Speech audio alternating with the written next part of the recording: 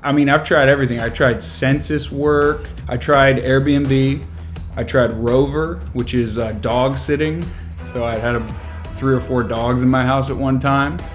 But I kept coming back to TaskRabbit, and it allowed me to get the seed funding to launch a video business.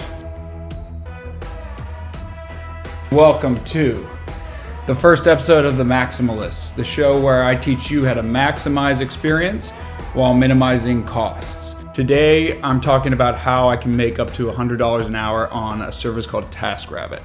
It's my task. Frodo must finish this task alone. For me, when I moved out to California, Los Angeles, my first challenge was just taking care of basic security. Where am I gonna live? How am I gonna work?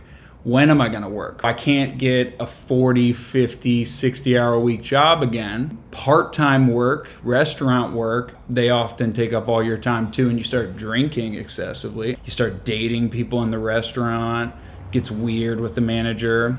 How can I make a decent wage without sacrificing all of my freedom? Before TaskRabbit, if you needed to make a lot of money quickly, it really was like sell your blood, sell your semen, sell some sort of serum that you have inside of you. TaskRabbit, I started, making 20, 30 bucks an hour, doing pretty much basic assembly tasks, sometimes cooking for people, sometimes even doing photography. But over time, it started to build and build because you can change your rate after every job. I met a lot of people who were making $100, $125 an hour. If you want to try Uber, Postmates, you're looking at making maybe $15 an hour or $20 an hour and spending gas and spending time. I've had a lot of clients that turned into video clients. If I travel between states, for example, I shoot documentaries, I can go to Denver, open up my tasks in Denver, and pick up jobs while I'm on the road. For somebody who was interested in vagabonding before I found out about TaskRabbit,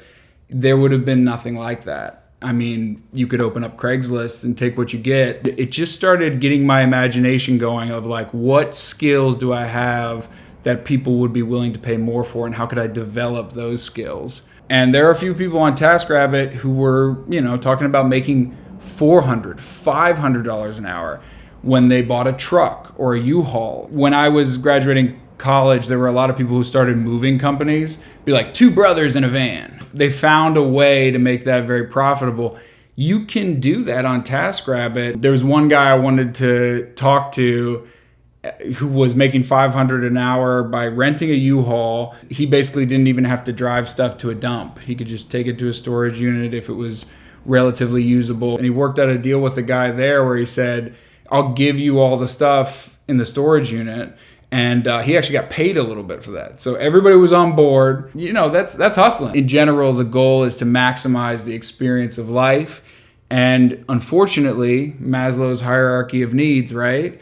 The bottom level, the foundational level of security has to come first before you can move your way up the hierarchy towards self-actualizing, as he called it. If anybody wants to find out more about minimalist tools, let me know what you want to see a video about, or don't. Just binge some of the content and then move on when it gets boring. I'm going to a task right after this where I'm building a swing set for a child. Last time that happened, a little girl walked out and she played with the tape measure. Kids love how the tape measure goes like this.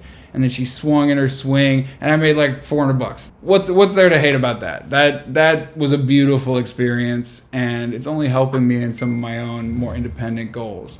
So I will end it there, y'all, and I will be back soon.